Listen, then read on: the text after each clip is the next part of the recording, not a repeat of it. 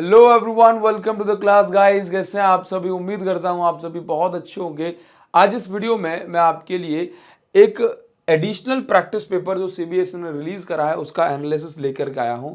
अगर ये पेपर यहां पर नहीं रिलीज करा गया होता तो हो सकता है ये पेपर आपको सीधे फाइनल में देखने को भी मिल सकता था। इस पेपर के जरिए सीबीएसई ये बताने की कोशिश कर रही है कि पेपर का लेवल कुछ इस प्रकार का ऐसा होगा।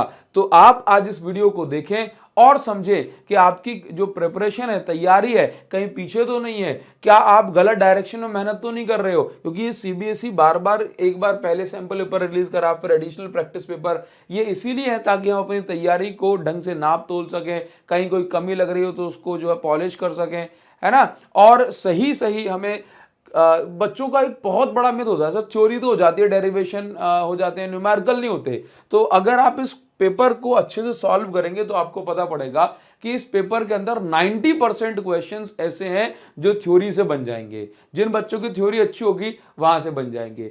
कुछ क्वेश्चंस ऐसे हैं जो छोटे छोटे फॉर्मूले उनमें लग रहे हैं, सब बताता हूं, वहां से बन जाएंगे। एक सेक्शन ऐसा है जो पूरा न्यूमेरिकल से भरा पड़ा है। मैं आपको सारी चीजें समझाता हूं। अगर आप फिजिक्स में बहुत शानदार मार्क्स स्कोर करना चाहते हैं ना इस साल क्लास 12th में, तो आपको हमारी जो बुक है एडुकार्ड फिजिक्स क्वेश्चन बैंक, उसको प्रैक्टिस करना चाहिए। इस बुक के अंदर आप ये देखेंगे कि सीबीएसई ने जो प्रैक्टिस पेपर रिलीज करा है एज इट इज उसके ही जैसे आपको क्वेश्चंस मिलेंगे, ताकि आपकी प्रैक्टिस अच्छी हो। और प्रैक्टिस अच्छी होगी तो मैं विश्वास से कह रहा हूं कि इस बुक के क्वेश्चन से मिलते जुलते questions, same pattern, same hardness level, आपको डिफिकल्टी लेवल आपको मिलेगा। हाँ, ऐसे क्वेश्चन जो आसान भी है, इंपॉर्टेंट भी है, ऐसे क्वेश्चन जो टफ है लेकिन करने ही पड़ेंगे, वो सब हमने इस बुक के अंदर जो है आपको दिया हुआ है। तो सीबीएसई का हर एक बच्चा जो इस साल क्लास 12th में, उसको ये बुक खरीदनी चाहिए और प्रैक्टिस करना चाहिए। आप में से बहुत सारे बच्चों ने मुझे डीएम करा था कि सर जल्दी से एक बार और ऑफर लेकर के आओ। मैं आपको बता दूं बुक अभी आउट ऑफ स्टॉक जा रही है कई जगहों पर, तो जरूर अभी आपको, लेकिन आपने कहा था मुझसे, तो आपकी बातों को ध्यान में रखते हुए मैं आज फिर से आपके लिए एक स्पेशल ऑफर लेकर के आया हूं। अप टू 40% ऑफ आपको अभी ऑर्डर करने पे मिल जाएगा। लेट हो जाओगे तो नहीं मिलेगा। तो वीडियो की लिंक जो है, ऑर्डर करने की लिंक डिस्क्रिप्शन में दी है, कमेंट सेक्शन में दी है, वहां से आप डायरेक्ट ऑर्डर कर सकते हैं। और जिन बच्चों ने ऑर्डर कर दिया उनसे रिक्वेस्ट करूंगा हाथ जोड़ के कि आप खूब सारी प्रैक्टिस करो इसकी, आपको इसका रिजल्ट बहुत शानदार जो है देखने को मिलेगा। सेक्शन ए में 16 क्वेश्चन है, हर क्वेश्चन एक एक नंबर का है। तो आप इसके अंदर देखें किस टाइप के क्वेश्चंस एमसीक्यू टाइप जो है पूछे गए हैं। देखो पहला क्वेश्चन है, इसमें सिंपल आपको यहां पर ना एक डायपोल दिया हुआ है, स्टेबल इक्विलिब्रियम के केस में रखा हुआ है, अनस्टेबल में घुमाना है, कितना वर्क करना पड़ेगा। सिंपल वर्क का फॉर्मूला लगाओ, P cos theta 1 minus cos theta 2। Theta 1 की वैल्यू यहाँ पर 0 डिग्री और थीटा 2 की वैल्यू यहाँ पर 180 डिग्री है। ठीक है, आप इस फॉर्मूले को लगाइए, W is equal to P cos theta 1 minus cos theta 2। और यहाँ पर जो आपका करेक्ट आंसर हो जाएगा ये इन चारों ऑप्शन में से आपको मिल जाएगा। क्लियर है? मतलब सिंपल फॉर्मूला बेस्ड क्वेश्चन, एक नंबर में काम बन जाएगा। इसके बाद यहां पर जो क्वेश्चन दिया गया है ये इनफाइनाइट लीनियर चार्ज डेंसिटी वाला क्वेश्चन दिया गया है। एक वायर है जिसपे कोई भी लाइन चार्ज होगा, लैम्डा की वैल्यू यहां पर दी हुई है। ठीक, उसके बाद डिस्टेंस आपको दी हुई है, चार्ज की वैल्यू यहाँ पे दिया है कि चार्ज जो अल्फा पार्टिकल है, अल्फा पार्टिकल पे 2 प्रोटॉन के जितना चार्ज होता है। तो बस आपको क्या निकालना है, फोर्स। फोर्स निकालने के लिए आप F is equal to QE लगाएं। आप जानते हैं इलेक्ट्रिक फील्ड का फॉर्मूला क्या होता है, 1/4 pi epsilon not 2 lambda upon R। ये फॉर्मूला लगाओगे आंसर आ जाएगा। मतलब ये न्यूमेरिकल तो दिया है लेकिन एक नंबर में है और सिंपल फॉर्मूला बेस्ड न्यूमेरिकल है। तो किसी बच्चे को कोई परेशान नहीं होना है, बस फॉर्मूले याद कर लेने हैं। इसके अलावा देखो यहाँ पर ये पूछ रहा है, इस क्वेश्चन नंबर 3 ग्राफ में पूछ रहा है, क्वेश्चन नंबर 3 में कि ये बताओ कि कौन सी इनमें से चारों ऑप्शन में से कौन सा ऑप्शन वर्क फंक्शन को रिप्रेजेंट कर रहा है। तो ये क्वेश्चन चैप्टर नंबर 11 से है। ये फोटॉन्स मतलब फोटो इलेक्ट्रॉन की काइनेटिक एनर्जी और ये फ्रीक्वेंसी बीच में ग्राफ बनाया जा रहा है। जो बच्चे ग्राफ पढ़ते हैं उनको पता होगा कि अगर मैं इस लाइन को पीछे खींच दूं, काइनेटिक एनर्जी और फ्रीक्वेंसी के बीच में जो ग्राफ बनाया जा रहा है, तो यहाँ पर आपको वर्क फंक्शन फाई देखने को मिलेगा। जिस बच्चे ने ग्राफ सिर्फ देखा भी हुआ है ना, तो बच्चा आराम से इसको टिक कर पाएगा। क्लियर है? अच्छा, तो आप ये देखो सिंपल सा क्वेश्चन है, इसमें यहां तक कोई ऐसी चीज नहीं आई जो आपको दिक्कत दे। अच्छा, इसके बाद नेक्स्ट क्वेश्चन दे रहा है कि एटम में एक एटम में ग्राउंड स्टेट से हायर एनर्जी स्टेट में जा रहे हो तो काइनेटिक एनर्जी और पोटेंशियल एनर्जी क्या होगा, बिल्कुल बच्चों वाली चीज है, याद रखिए पोटेंशियल एनर्जी बढ़ जाती है और काइनेटिक एनर्जी घट जाती है। सी ऑप्शन देखते ही आप इसको लगा सकते हैं। इसमें कोई जब हम चैप्टर पढ़ते हैं ना तो ये सारी चीजें बहुत ज्यादा बेसिक होती हैं, हर कोई सिखाता है इनको, है ना, क्लियर हो। तो 4 क्वेश्चन इसमें बहुत ज़्यादा आसानी से आपसे बन जाएंगे। 5वां क्वेश्चन थोड़ा सा इसमें एनालिसिस आपको लगे। 5 तो इसमें कह रहा है कि अगर इस कंडक्टर पे इस डायरेक्शन में नेट फोर्स लग रहा है, क्लियर है, ऐसे केस दिया हुआ है, ठीक। तो इस क्यू में जो है किस डायरेक्शन में करंट और कितना करंट फ्लो होना चाहिए कि इस पे नेट फोर्स इस डायरेक्शन में लगता रहे। देखो समझो, यहां पर अब आपको 4 ऑप्शन दिए गए हैं। क्या कह दिया, ये ऐसा केस बताया है, आपसे पूछा जा रहा है कि अगर इस आर पे नेट फोर्स इस साइड लगता है तो आपको बताना है कि ये आई कितना होगा इस कंडक्टर में और किस डायरेक्शन में होगा। क्लियर है। तो मैं इसको हटाता हूं अभी, आप इस डायग्राम को अपनी कॉपी में भी बना सकते हैं। आपको बता दूं कि अगर हम देखेंगे कि दोनों ही कंडक्टर्स पे फोर्स लगाएंगे ना तो दोनों की मैग्नेटिक फील्ड देख लेते हैं। इसका करंट ऊपर है तो यहाँ पर इसकी मैग्नेटिक फील्ड अंदर है।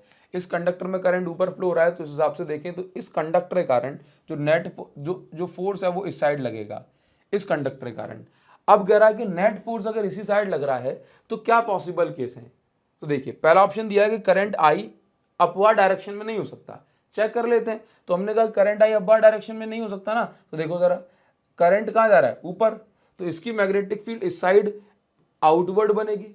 हाँ तो हम एक बार चेक कर लेते हैं, आउटवर्ड मैग्नेटिक फील्ड, इसमें करंट ऊपर है तो इस पे इसके कारण अपवर्ड लगेगा तो इसके कारण फोर्स लगेगा इस पे, इस साइड को। तो करा करंट आई अपवर्ड डायरेक्शन में नहीं हो सकता, बिल्कुल हो सकता है। क्यों, अगर ये करंट जो है करंट कम हुआ तो नेट फोर्स, तो देखो ये इस साइड फोर्स भले ही लगाएगा लेकिन नेट फोर्स तो इस साइड ही लगेगा क्योंकि इसका करंट ज्यादा होने से और डिस्टेंस कम होने से इस पे फोर्स ज्यादा रहेगा। तो करंट ऊपर हो सकता है, बस करंट की वैल्यू बहुत ज्यादा नहीं होनी चाहिए, अदरवाइज साइड को खिंचाएगा। तो ये अपना रॉन्ग ऑप्शन हो गया।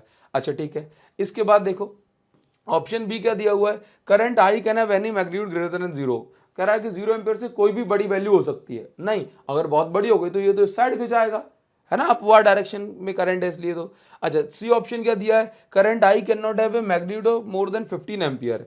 क्लियर, देख लेते हैं, current I can not have a magnitude of more than 10 ampere. कह रहा है कि करंट आई जो ऊपर जा रहा है ना उसका 10 एम्पियर से बड़ा मैग्नीट्यूड नहीं हो सकता। चेक कर लेते हैं, तो इसके लिए हमें दिमाग लगाना पड़ेगा। हाँ तो हम इस ऑप्शन को हम चेक कर लेते हैं। तो देखो मैंने ऑलरेडी सॉल्व करके रखा है कि अगर मैं यहाँ पर ये देखता हूँ कि इन दोनों के बीच में कितना फोर्स लग रहा है, ये दोनों पैरेलल करंट कैरिंग कंडक्टर हैं, तो पैरेलल करंट कैरिंग कंडक्टर के बीच में जो फोर्स लगता है पर यूनिट लेंथ, उसका फॉर्मूला ये होता है। इसकी वैल्यू को I1 माना, इसकी वैल्यू को I2 माना, इन दोनों के बीच में फोर्स निकालने के लिए। तो हमने वैल्यूज पुट करके फोर्स निकाला तो ये आंसर है 2×10⁻⁴ न्यूटन। मतलब ये इसको इतने फोर्स से खींच रहा है 2×10⁻⁴ न्यूटन। फिर हमने इसमें 10 एम्पियर मान करके इसी तरीके से इसमें करंट निकाला। लेट्स से ये I1 हो गया, ये I2 हो गया, ठीक है। तो अब देखो यहाँ पे अपने 10 एम्पियर मान करके इन दोनों के बीच में जब फोर्स निकाला, 10 एम्पियर मान के इन दोनों के बीच की डिस्टेंस 6 सेंटीमीटर है, तो फोर्स निकल का है 1.3×10⁻⁴ न्यूटन। मतलब अभी ये फोर्स कम लग रहा है तो अभी भी नेट फोर्स साइड पॉसिबल है। लेट्स से 11 न्यूटन भी हो गया तब भी जो है 2 न्यूटन नहीं हो पाया, 10.1 हो गया, तो इसका मतलब 10 से बड़ी वैल्यू नहीं हो सकती, वो ये कह रहा है 10 से बड़ी वैल्यू पॉसिबल है। 10.1 रख के देख लो यहाँ पे, तब भी आप देखोगे कि नेट फोर्स इस साइड ही लगेगा। मतलब आपका ये वाला ऑप्शन भी इनकरेक्ट हो गया। क्लियर, तो बचा कौन सा, ये वाला, ये ऑप्शन आपका करेक्ट है। क्लियर, तो इस क्वेश्चन में आपको दिमाग लगाना पड़ा, फॉर्मूला बेस्ड था, बस दिमाग लगाना पड़ा। तो सर ऐसे क्वेश्चन में कर पाऊंगा क्या, हाँ अब आपको जरूरत है प्रैक्टिस की, इस टाइप के क्वेश्चंस प्रैक्टिस करें। अब छठवें क्वेश्चन नंबर 6 पे हम आ जाते हैं। अब क्वेश्चन नंबर 6 में क्या दिया हुआ है जरा इसको देख लो। यहाँ पर आपको एक डायग्राम बताया गया है और कह रहा है कि जैसे ये आपकी मैग्नेटिक फील्ड लाइन होती है, तो अगर आपका पैरामैग्नेटिक या डायमैग्नेटिक, पैरामैग्नेटिक या फेरोमैग्नेटिक मटेरियल होता है ना, वो खुद को अलाइन कर लेता है मैग्नेटिक फील्ड में। लेकिन यहाँ पर क्या है, यहाँ पर ये मटेरियल क्या कर गया, मैग्नेटिक फील्ड लाइन के परपेंडिकुलर, मतलब हम इसको देख के पहचाने कि डायामैग्नेटिक मटेरियल है। अब इस मटेरियल के बारे में, इस रॉड के बारे में इसमें 4 ऑप्शन, 4 स्टेटमेंट लिख के दिए हैं। कौन सा ऑप्शन सही है ये आपको बताना है। एक से ज़्यादा ऑप्शन भी इसमें करेक्ट हो सकते हैं, तो इसके लिए आपको सबको पढ़ना पड़ेगा। पहली चीज़ आपको ये आइडेंटिफाई करना है कि ये रॉड ऐसे रखी है, इसका मतलब डायामैग्नेटिक मटेरियल है, तभी आप इसकी प्रॉपर्टीज़ को समझ पाएंगे। जिस बच्चे ने थ्योरी पढ़ी होगी वही जान पाएगा कि मैग्नेटिक फील्ड लाइन में डायामैग्नेटिक जो सब्सटेंस होता है वो परपेंडिकुलर हो जाता है, मैंने पढ़ाया है। हाँ, तो आप अच्छी थ्योरी पढ़ें। आपको लग रहा है कि सर थ्योरी से क्या हो पाएगा, थ्योरी से भाई साहब बहुत कुछ हो जाएगा। देख लो जरा, स्टार्टिंग के 16 में 16 नंबर ला सकते हो आप थ्योरी पढ़ के। ठीक, देखो तो यहां पर आप देखो डायामैग्नेटिक के लिए ये वाला स्टेटमेंट ट्रू है। डायामैग्नेटिक की रिलेटिव परमेबिलिटी जो है 1 से कम होती है। हाँ देखो, डायामैग्नेटिक सब्सटेंस के जो सब्सटेंस के एटम होते हैं ना, उनमें नेट डायपोल मोमेंट 0 होता है, क्योंकि उनके अंदर इवन जो पेयर ऑफ इलेक्ट्रॉन होने के कारण से एक दूसरे के डायपोल मोमेंट को ये कैंसिल कर देते हैं, उसमें क्लॉकवाइज एंटी क्लॉकवाइज इलेक्ट्रॉन घूमते हैं। अब जिस बच्चे को थ्योरी पता है वही बच्चा तो इसको कर पाएगा, तो थ्योरी से भी आपका जो देख रहे हो क्वेश्चंस बन रहे हैं। तो यहां तक तो पेपर आसान है। क्वेश्चन नंबर 5 थोड़ा सा अच्छा सोचने वाला था। देखिए जरा क्वेश्चन नंबर 7 में क्या दिया हुआ कि 3 स्टूडेंट हैं, उन्होंने क्या करा है, एक सोलेनॉइड को बनाया हुआ है, मतलब सोलेनॉइड कंस्ट्रक्ट करी है। सोलेनॉइड की लेंथ जो 35 सेंटीमीटर है। सभी ने जो है सेम लेंथ रखी हुई है। करंट के बारे में कुछ नहीं दिया गया, मतलब करंट तो बताया ही नहीं है। मतलब तीनों ने क्या करा है, बस एक सोलेनॉइड बनाई रखी है, तीनों ने एक सोलेनॉइड बनाई है। क्लियर है। उसके बाद कह रहा है कि अगर ये सोलेनॉइड से जो मैग्नेटिक फील्ड बनेगी तो फिर वो मैग्नेटिक फील्ड की स्ट्रेंथ क्या क्या होगी ये आपको बतानी है। पहले स्टूडेंट की सोलेनॉइड है, उसकी जो रेडियस है वो 3 सेंटीमीटर है, दूसरे की भी 3 सेंटीमीटर जो है, तीसरे की 6 सेंटीमीटर है। ठीक है, मैग्नेटिक फील्ड इंटेंसिटी आपको यहाँ पे बतानी है। तो बहुत सिंपल सी बात है। यहाँ पर देखो, पहले बच्चे ने ना एयर यूज करी है बीच में सोलेनॉइड के, तीसरे ने भी एयर यूज करी है, और दूसरे ने आयरन यूज करी है। देखो आप जानते हैं आयरन फेरोमैग्नेटिक मटेरियल होता है, थ्योरी कॉन्सेप्ट लग रहा है, तो इसकी मैग्नेटिक फील्ड सबसे ज्यादा होगी। इसके बाद आप देखो यहाँ पे कि दूसरे वाले बच्चे की जो रेडियस है ना सोलेनॉइड की वो भी सेम है, तो इसकी जो मैग्नेटिक फील्ड होगी ये B1 से थोड़ी सी कम होगी, जबकि क्योंकि B1 में आयरन था, सॉरी B2 की सबसे ज्यादा है, B2 की सबसे ज्यादा है, उसके बाद B1 की होगी, और सबसे आखिरी में क्योंकि इसकी रेडियस बड़ी है, तो इंटेंसिटी जो होगी ना वो थोड़ी सी वीक हो जाएगी। क्यों? क्योंकि बड़े से एरिया में मैग्नेटिक फील्ड को फैलना है। तो B2 is greater than B1 is greater than B3, तो ये सीक्वेंस चलेगा। और हिसाब से आप ये देखें कि हमारा जो करेक्ट ऑप्शन हो जाएगा वो कौन सा हो जाएगा। देखिए जरा, B2 बड़ा है B1 से और ये B3 से।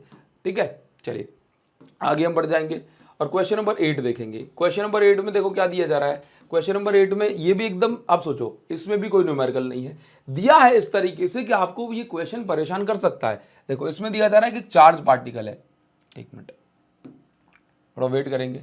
इसमें दिया जा रहा है कि चार्ज पार्टिकल है जो कि m मास से मूव कर रहा है यूनिफॉर्म इलेक्ट्रिक फील्ड और मैग्नेटिक फील्ड में। इसमें से कौन सा सिनेरियो है कि जब चार्ज पार्टिकल लीनियर सीधा चलेगा और इसकी जो वेलोसिटी है टाइम ग्राफ में आगे ही कंडीशन बताई गई है। ठीक, तो वेलोसिटी टाइम ग्राफ एक्सेलरेशन करता है। तो कह रहा है कि अगर एक चार्ज है ये कंबाइंड इलेक्ट्रिक फील्ड और मैग्नेटिक फील्ड में लीनियर यानी सीधा चल रहा है और वेलोसिटी टाइम ग्राफ बता रहा है कि एक्सेलरेट कर रहा है, ठीक है, तो ऐसी कौन सी कंडीशन होगी। तो देखो मैं आपको बता दूं, इलेक्ट्रिक फील्ड और मैग्नेटिक फील्ड जब एक दूसरे के परपेंडिकुलर होती हैं तो ये कॉम्बिनेशन वेलोसिटी सिलेक्टर में यूज होता है। तो ऐसे केस में क्या होता है कि इलेक्ट्रिक फील्ड मान के चलो इस पे कोई भी चार्ज है नीचे फोर्स लगा रही है और मैग्नेटिक फील्ड इस पे ऊपर फोर्स लगा रही है, जब दोनों इक्वल एंड ऑपोजिट हो जाएंगी तब चार्ज सीधा जाएगा। लेकिन वैसे केस में इक्वल वेलोसिटी वाले चार्ज ही आगे बढ़ते हैं, तो ये वाला केस तो हमारा पॉसिबल नहीं है।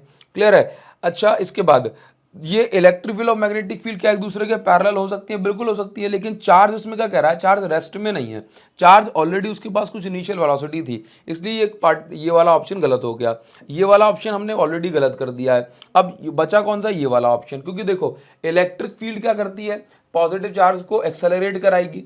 ठीक है, तो ये पॉजिटिव चार्ज अगर सीधा जा रहा है तो इसको ये एक्सेलरेट कराएगी, इसके पास ऑलरेडी कुछ इनिशियल वेलोसिटी है, इस ग्राफ में बताया जा रहा है। इसके बाद अगर मैग्नेटिक फील्ड भी इसके पैरेलल है, ये इलेक्ट्रिक फील्ड है और ये मैग्नेटिक फील्ड है जिसको हम बी से रिप्रेजेंट कर रहे हैं, तो मैग्नेटिक फील्ड इस पॉजिटिव चार्ज को भले ही एक्सेलरेट कर रहा है लेकिन इस पर कोई फोर्स नहीं लगाएगी, क्योंकि चार्ज का जो मोशन है ये मैग्नेटिक फील्ड के पैरेलल है। सिंपल थ्योरी कॉन्सेप्ट आराम से बन जाएगा, है ना। 8 क्वेश्चन में से एक भी क्वेश्चन नहीं है जो ऐसा मुश्किल हो। 9th नंबर का क्वेश्चन देखो, एक प्योर रेजिस्टिव सर्किट के बारे में आपको यहाँ पर क्वेश्चन पूछा जा रहा है। प्योर रेजिस्टिव सर्किट के बारे में कौन सा ऑप्शन इसमें सही है, तो आपको यहाँ पे बताना है कि एवरेज जो करंट है ये फुल साइकिल के थ्रू कितना होता है, 0 होता है। Average value of AC in complete cycle is 0 pure resistive circuit में। ये वाला ऑप्शन तो अपना सही है। बाकी आप इसमें दो ऑप्शन देखेंगे कि कह रहा है कि फेज डिफरेंस π/2 आ रहा है, गलत है। हमें तो पता है फेज डिफरेंस 0 डिग्री होता है प्योर रेजिस्टिव सर्किट में, ठीक है। और रजिस्टर में पावर जो कंजम्पशन है 0, बल्कि रजिस्टर में पावर कंजम्पशन मैक्सिमम होती है, ये भी गलत है। तो अपना ओनली ए जो है ये आपका करेक्ट ऑप्शन हो जाएगा। इसी प्रकार से आप यहाँ पर देखें, जो नेक्स्ट क्वेश्चन दिया जा रहा है, E is equal to simple, कौन सा फॉर्म लग रहा है, E is equal to dV/dr अगर आप लगाओगे तो यहाँ पर आपका करेक्ट आंसर निकल के आ जाएगा। बताओ जरा, न्यूमेरिकल है लेकिन एक स्टेप का न्यूमेरिकल है, आराम से बन जाएगा। नेक्स्ट देखो जरा, नेक्स्ट क्वेश्चन नंबर 11 में क्या दिया है, ये भी आपका देखो क्वेश्चन है। इसमें कह रहा है कि ये 3 लूप है, 3 लूप है। अगर आप इन 3 लूप को सेम मैग्नेटिक फील्ड से अंदर इंसर्ट कराते हैं तो किसमें लार्जेस्ट ईएमएफ जो है ये इंड्यूस होगा। तो सिंपल सी बात है, जहां पे फ्लक्स जल्दी चेंज हो जाएगा, देखो अगर मैं यहाँ पे देखो, ये 1 सेंटीमीटर चौड़ाई है, 1 2 3 4, 4 सेंटीमीटर इसकी लेंथ है, ठीक। यहाँ पर देखो 1 2 3 4, तो अगर मैं इसका एरिया देख रहा हूँ तो ये भी 4 सेंटीमीटर स्क्वायर निकल रहा है, ये भी 4 सेंटीमीटर स्क्वायर निकल रहा है, और ये तो 2 सेंटीमीटर स्क्वायर ही निकल रहा है।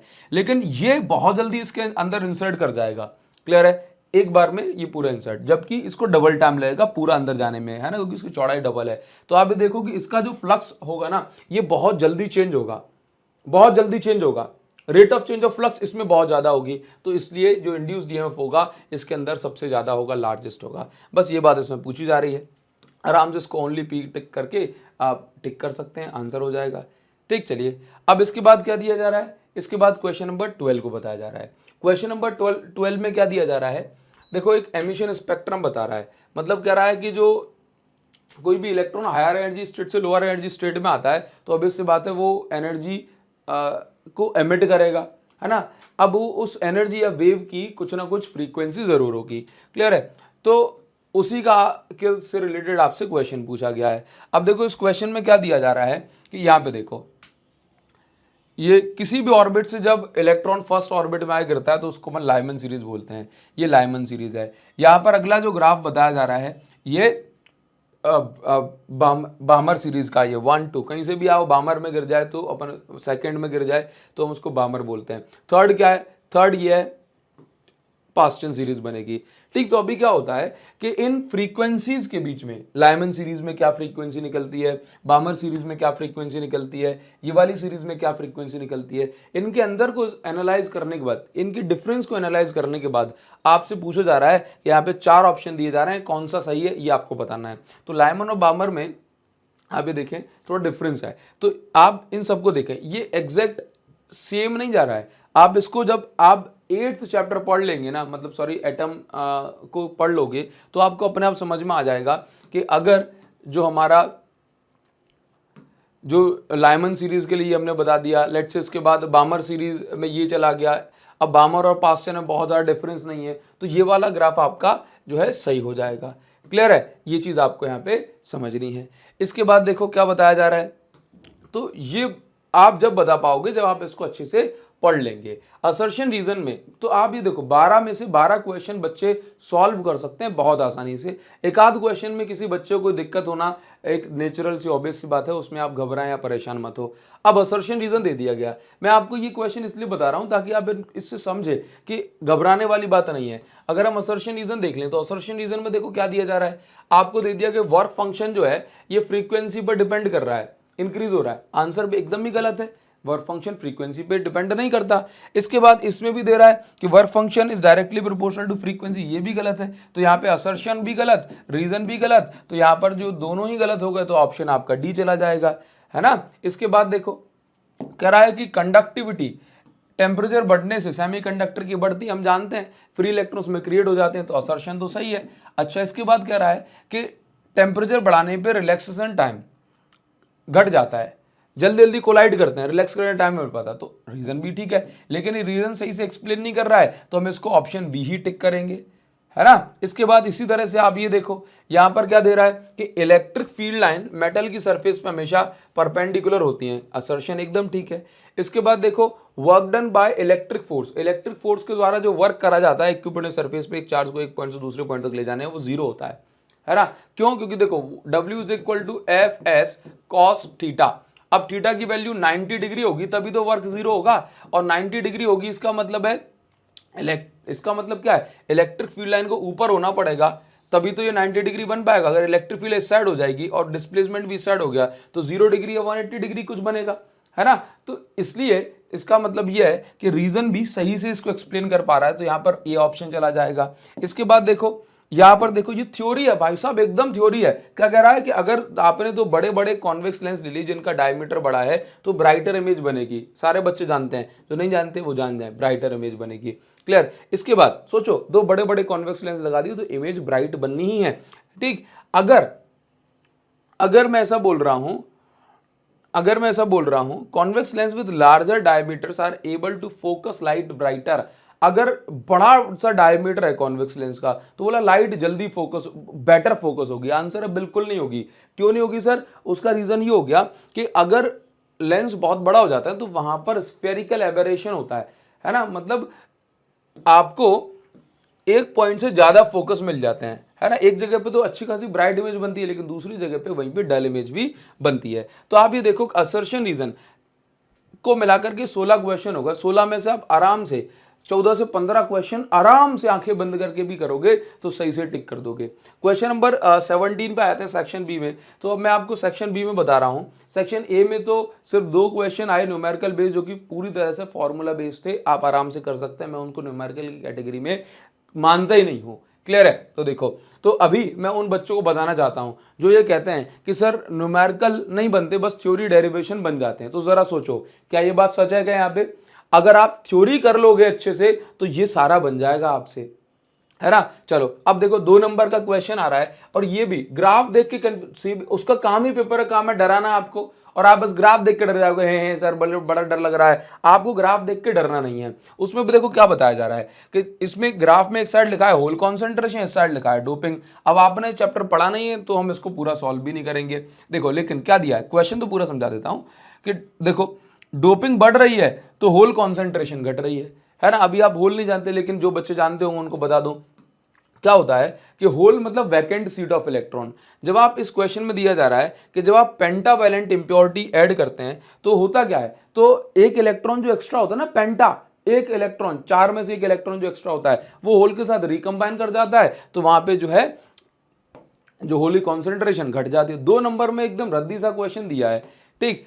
इसके बाद क्वेश्चन नंबर 18 पे आएंगे। अब ये क्वेश्चन अच्छा क्वेश्चन मैं मानूंगा, लेकिन इसके अंदर भी सिर्फ जिस बच्चे को पता है lambda is equal to H upon M V लग रहा है, एच अपॉन एम वी लग रहा है, ठीक है। और जिस बच्चे को पता है कि अल्फा पार्टिकल का जो मास होता है ये प्रोटॉन के मास के 4 गुना होता है, तो वो दोनों का रिलेशन पूछ रहा है, दोनों की वेलोसिटी का रिलेशन। इसमें रखो lambda is equal to alpha particle के लिए H upon mass of alpha particle मतलब 4 times of proton, velocity of alpha particle, बस दोनों का डिवाइड कर दो, आंसर निकल के आ जाएगा अभ्याल, है ना।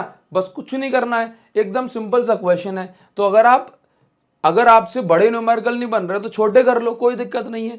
यहां पर देखो लेंस मेकर फॉर्मूला का सिंपल सा क्वेश्चन दे दिया। इसकी रेडियस आप मानो -r क्योंकि लेफ्ट में जा रही है।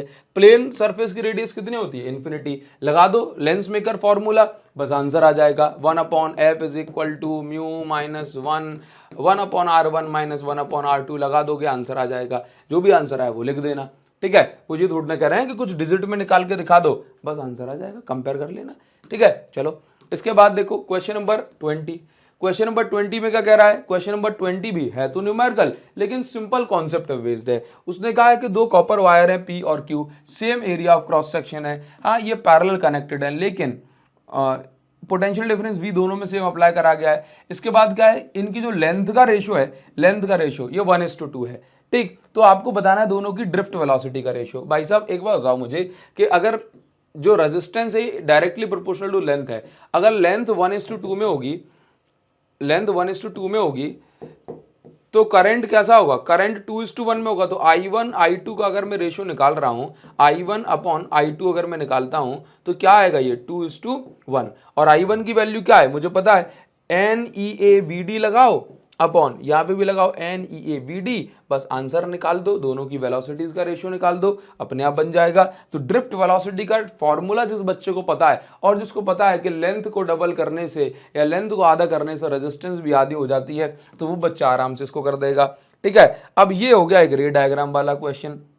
कह रहा है, देखो आप इस क्वेश्चन में कह रहा है कि जैसे जैसे आप ये देख रहे हो ना, जैसे आप ये देख रहे हो कि इन दोनों की का जो लीनियर डायमीटर है वो अभी रेज का कम है। ठीक, फिर एक लेंस से इसको पास कराया, यहाँ पे इमेज बनी होगी, इस इमेज को बड़ा कर दिया ये वाली इमेज ने, ठीक है, ये वाले लेंस ने। तो कह रहा है कि इसी तरीके से आपको एक कॉन्केव लेंस और एक कॉन्वेक्स लेंस दिया जाएगा, आप उसको किस तरीके से अरेंज करेंगे कि यहाँ पर उसका जो लीनियर डायमीटर है इमेज का, या कहूँगे जो जो रेंज है दोनों लाइट रेज की वो बढ़ जाए। तो मैं सिंपल सा एक काम करूंगा, एक कॉन्वेक्स लेंस ये है मेरे पास और एक मेरे पास सॉरी एक कॉन्केव और ये कॉन्वेक्स है, ये दोनों सीधे आ रहे थे, यहाँ से आके फैल जाएंगे और उसके बाद ये इसको इस तरीके से डाइवर्ज कर देगा। ठीक है, तो ये मेरे पास एक तरीका है, मैंने यहाँ पर इसका एक जो रेंज है वो बढ़ा दिया। अगर आपसे ये नहीं बनता तो आपको एक ऑप्शन भी मिल जाएगा, और इस ऑप्शन में आपको क्या मिल जाएगा कि एक ग्लास बीकर है जिसकी हाइट जो है 10 सेंटीमीटर है, मतलब ये रियल डेप्थ है, इसमें पानी भरा हुआ है। ठीक, एपरेंट डेप्थ के बारे में आपको कुछ नहीं दिया फिलहाल, रिफ्रैक्टिव इंडेक्स की वैल्यू दी है। जो बच्चे अच्छे बच्चे हैं जिन्होंने छोटा सा फॉर्मूला जिन बच्चों को याद है तो आपको याद रखेंगे, mu is equal to real depth upon apparent depth होता है, यहाँ से आप एपरेंट डेप्थ वगैरह निकाल सकते हैं। ठीक है, तो उसके बाद इसमें जो आगे की बात पूछी जा रही है, सिंपल एक फॉर्मूला और लगेगा, यानी कि इसमें 2 फॉर्मूले में काम हो जाएगा और ये क्वेश्चन हो जाएगा आपका खत्म। मतलब यहाँ पर अब फॉर्मूले की जो जो साइज है वो बढ़ गया। क्वेश्चन नंबर 22 की अगर हम बात करें तो क्वेश्चन नंबर 22 में क्या है, यहाँ पर आपसे पहचानने को कह रहा है कि आप ये बताओ जो इक्वेशन दी गई हैं ये एक्सोथर्मिक है कि एंडोथर्मिक। सिंपल सी बात है, हम इन दोनों इक्वेशंस का जब आप न्यूक्लियस चैप्टर में आ जाओगे तो आपको उस तरह के क्वेश्चन पढ़ने को मिलेंगे। हम रिएक्टेंट का मास जो है देखेंगे, प्रोडक्ट का मास हम देखेंगे, और अगर रिएक्टेंट का मास ज़्यादा है और प्रोडक्ट का मास कम है, यानी कि प्रोडक्ट में मास कम हो गया, मतलब बाकी का जो मास है वो हीट के फॉर्म में कन्वर्ट हो गया, तो एक रिएक्शन एक्सोथर्मिक हो जाएगी, दूसरी रिएक्शन आपकी एंडोथर्मिक हो जाएगी। इस वाले में ये मैंने करके देखा है, क्लियर है। तो आप इसको समझे कि एक्चुअल में क्या है, एंडोथर्मिक कब, जब हीट को ऑब्जर्व करेगा, है ना, तब वो तो एंडोथर्मिक में प्रोडक्ट का मास ज्यादा होता है, रिएक्टेंट का कम होता है। तो इस तरीके से आप इसको पहचान सकते हैं। बताओ जरा, हाँ, छोटी छोटी चीजें पूछ रहे हैं कि नहीं पूछ रहे। बाकी क्वेश्चन नंबर 23 में क्या पूछ रहा है, कैलकुलेट द, अब देखो ये एकदम डायग्राम को देखना है, इसका पोटेंशियल वगैरह आपको कैलकुलेट कर लेना है। इसका पोटेंशियल क्या है, इसका पोटेंशियल आपको शायद गिवन है। ठीक, 2 मीटर के बाद पोटेंशियल क्या होगा, फॉर्मूला देखो, E is equal to dV/dr होता है। ठीक, तो अगर मुझे चेंज इन पोटेंशियल निकालना है तो E इंटू dr से भी मैं इसको कैलकुलेट कर पाऊंगा। क्लियर, चलिए आगे बढ़ जाते हैं। देखो ना, ये 10 वोल्ट दे रहा है, इलेक्ट्रिक फील्ड देखो, इसका पोटेंशियल 10 वोल्ट है, इलेक्ट्रिक फील्ड के अगेंस्ट आप जाओगे तो 10 इंटू 2 करोगे तो 20 वोल्ट इसका पोटेंशियल आ जाएगा। ठीक, आराम से बहुत सिंपल तरीके से निकल जाएगा। क्वेश्चन नंबर 24, ये भी आराम से आपका कंपेयर डी ब्रोगली वेव्स को कंपेरिजन करने वाला, कोई थर्ड ऑर्बिट में कितना होगा, फोर्थ ऑर्बिट में, ये आप आराम से इसको सॉल्व कर पाएंगे, फॉर्मूला लगाओ आंसर आ जाएगा। क्वेश्चन नंबर 25 किरचॉफ लॉ है। किरचॉफ लॉ थर्ड चैप्टर में हर बच्चे ने स्टार्टिंग के क्वेश्चन न्यूमेरिकल करे होते हैं। किरचॉफ लॉ तो मोस्ट इंपॉर्टेंट है, आप इसको छोड़ना मत, अच्छे से करना। क्वेश्चन नंबर 26 की बात करेंगे, इसमें क्या दिया हुआ है, देखो इसमें 2 चार्जेस का पाथ दिया है, एक की रेडियस RA है, एक की रेडियस RB है। अब आपको चार्ज टू मास रेशो बताना है। भाई साहब एक सिंपल सा formula, R is equal to mv/qb होता है, mv/qb, ये चार्ज टू मास रेशियो क्या होता है, Q/m। तो यहाँ से आपको पहले वाले चार्ज के लिए निकाल लेना है, दूसरे वाले चार्ज के लिए R की वैल्यू निकालना है, और दोनों में Q/m की जो वैल्यू आए उसको कंपेयर कर लेना है बस। ठीक है, तो समझ के आराम से ये क्वेश्चन बन जाएगा। यहाँ पर आपको इलेक्ट्रोमैग्नेटिक वेव का एक छोटा सा थ्योरेटिकल बेस्ड क्वेश्चन दिया है, और यहाँ पर फ्रीक्वेंसी दी है। ठीक है, और यहाँ पर आपको मैग्नेटिक फील्ड दी है ना। तो what is the direction of electric field, direction पूछ रहा है इलेक्ट्रिक फील्ड की, फ्रीक्वेंसी पूछ रहा है। ठीक है, तो आराम से ये क्वेश्चन आपका एक सिंगल फॉर्मूले से सॉल्व किया जा सकता है, new is equal to C/λ से आराम से बन जाएगा। मतलब न्यूमेरिकल है, एक छोटा सा न्यूमेरिकल है, 3 नंबर में पूछा है, तो हो सकता है ये 1 नंबर का हो, ये 2 नंबर का हो अपना। क्लियर। इसके बाद आपको यहाँ पर देखो एक क्वेश्चन दिया गया है, ठीक। इस क्वेश्चन में क्या दे रहा है समझना, ये आपका 3 नंबर में न्यूमेरिकल है। तो आप देखो यहाँ पर क्या, एक सर्कुलर रिंग है जिसका डायमीटर जो है 2 मीटर है, मतलब इसका कुछ एरिया होगा। हाँ, इसको रोटेट करा, रिंग है, इसको रोटेट करा रहे हैं मैग्नेट, चाहे रिंग हो चाहे कोई सी भी कॉइल हो, रोटेट कराएंगे तो ईएमएफ इंड्यूस होगा। ऐसे जनरेटर में होता है। फ्रीक्वेंसी, एंगुलर फ्रीक्वेंसी कितनी दी है, omega is equal to 60 hertz, ठीक है। इसके बाद क्या है, ये मैग्नेटिक फील्ड की वैल्यू है, बी की वैल्यू हो गई। तो आपको क्या निकालना है, what is the maximum induced EMF, ठीक है। जब किसी कॉइल को घुमाते हैं तो मैक्सिमम इंड्यूस्ड ईएमएफ क्या होता है, एन बी ए ओमेगा। फॉर्मूला लगाओ, वैल्यू आंसर आ जाएगा, ठीक है। वन कंडीशन, जब इंड्यूस्ड ईएमएफ जो होगा ये जीरो हो जाएगा। जीरो ईएमएफ जीरो कब होगा, ईएमएफ जीरो केवल एक ही केस में होगा, जब वहां पर N B A sine omega T में ओमेगा टी की वैल्यू 0 डिग्री आ जाए, मतलब जब plane of coil will be perpendicular to the magnetic field. अच्छा बोला ये वाला नहीं होता, तो ये वाला तो हर बच्चे से हो जाएगा। 3 नंबर में देखो ऐसा क्वेश्चन आ गया जिसमें सिंपल आपको एक फॉर्मूला लगाना है। सेल्फ इंडक्टेंस के लिए डेटा लिख के दिया है, मतलब बच्चों को ढूंढना भी नहीं पड़ेगा, डेटा लिख के दे दिया, लेंथ की वैल्यू दे दी, सबकी वैल्यू दी। अब आपको क्या निकालना है, mu naught into mu R N square upon L, बस सेल्फ इंडक्टेंस ये फॉर्मूला लगाना है और आपका आंसर आ जाएगा। सेल्फ इंडक्टेंस सोलेनॉइड क्यू, ये आपको फाइंड आउट कर लेना है। सारी चीजें आपको यहाँ पर दी जा रही हैं। क्लियर। तो बताओ कितना सिंपल सा क्वेश्चन है। सेक्शन डी में अगर हम आ जाते हैं तो ये वाला जो क्वेश्चन है, मैंने जब एसी पढ़ाया था तो शुरुआत यहीं से सेम एग्जाम्पल के साथ की थी, जबकि हमें नहीं पता था कि ये पूछा जा सकता है, ठीक है। तो जिन बच्चों ने लेक्चर देखा होगा वो बच्चे इसको आराम से सॉल्व कर सकते हैं। क्या दिया जा रहा है, इसमें दिया जा रहा है कि 220 वोल्ट हमारे घरों में आता है 50 हर्ट्ज, लेकिन हमारे मोबाइल को चार्ज करने के लिए सिर्फ 5 वोल्ट चाहिए होता है। तो इसके ऊपर क्वेश्चन दिया गया, तो मैंने आपको बताया था कि पहले एक ट्रांसफार्मर लगाया जाता है जो कि क्या करता है, 220 वोल्ट को ये 5 वोल्ट में कन्वर्ट करेगा, लेकिन वो तो अल्टरनेटिंग करंट के लिए यूज होता है ट्रांसफार्मर। बैटरी तो जो है डायरेक्ट करंट चार्ज होगी। तो फिर इसके बाद एक रेक्टिफायर लगाया जाएगा जो कि क्या करेगा, इस एसी को डीसी में कन्वर्ट करेगा। हालांकि इसके बाद कुछ और चीज़ों का हम यूज़ करते हैं, फिल्टर सर्किट का, जो कि प्रॉपर इम्पल्स को इसकी खत्म कर देता है। वो आप आगे आने वाले चैप्टर्स में पढ़ोगे। तो इस पर बेस्ड इसमें कुछ छोटे छोटे से क्वेश्चंस मिलेंगे। सेमीकंडक्टर जब आप चैप्टर पढ़ लोगे तो ये भी आपका बहुत अच्छे से हो जाएगा। अच्छा, ठीक है, अब इसको आराम से कर पाएंगे। ये अभी आपने चैप्टर नहीं पढ़ा होगा तो फिर सेमीकंडक्टर आखिरी चैप्टर, तो फिर आपको अभी दिक्कत आएगी, तो अपन एंड टाइम पे इसको देखेंगे।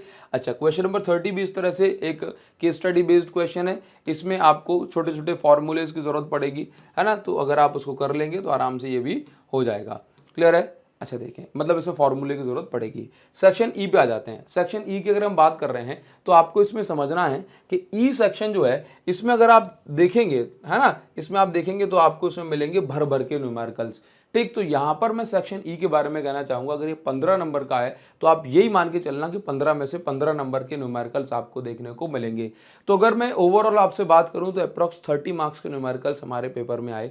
इस एडिशनल प्रैक्टिस पेपर में, ये पेपर आपका फाइनल पेपर भी हो सकता था। तो इस एडिशनल प्रैक्टिस पेपर में 15 नंबर के जो 30 नंबर के जो न्यूमेरिकल्स हैं, उसमें से 15 नंबर के न्यूमेरिकल्स ऐसे हैं जो कि आप आसानी से फॉर्मूला पुट करके बहुत आसानी से उनको निकाल सकते हैं। थोड़ी थोड़ी सी प्रैक्टिस की आपको जरूरत पड़ेगी। बाकी का जो पेपर है ये पूरा आपके कॉन्सेप्ट और थ्योरी पर बेस्ड पेपर है। अगर मैं इसका फाइनल आपको रिव्यू देता हूं, है ना, तो बस मैं आपसे यही कहूंगा, बच्चों आराम से पढ़ाई करो, बिना डर के, बिना किसी भी परेशानी के। अगर आप पहले ही डर जाओगे तो ये मान के चलें फिर दिक्कत होगी। अदरवाइज पेपर आपका ऐसा ही आएगा, है ना, एकदम आसमान से टपक आएगा, सिलेबस के अंदर से ही आएगा। क्लियर है। आप अच्छे अच्छे क्वेश्चंस को प्रैक्टिस करो, फिर आप ये देखेंगे कि आपको मजा आएगा। बाकी मैंने आपको बता ही दिया है कि आप हमारी जो बुक है एडुकार्ट फिजिक्स क्वेश्चन बैंक, आप इसको अच्छे से प्रैक्टिस करो। इस बुक को प्रैक्टिस करने के बाद आप फिजिक्स में सच में बहुत अच्छा इंप्रूवमेंट देखेंगे। एग्जैक्ट सेम लेवल के क्वेश्चंस हमने इस बुक के अंदर रखे हुए हैं। तो जिन बच्चों के पास ऑलरेडी है वो जरूर से प्रैक्टिस करें, बार बार कह रहा हूं, है ना। तो मिलेंगे आपसे नेक्स्ट वीडियो में। मुझे उम्मीद है कि आपको समझ में आ गया होगा किस तरीके से पढ़ना है और क्या क्या चीजें हैं जिन पर आपको ध्यान देना है। ओके, सो मिलेंगे इस वीडियो नेक्स्ट वीडियो में। तब तक के लिए thank you so much guys, thanks a lot, see you again in the next video, thank you.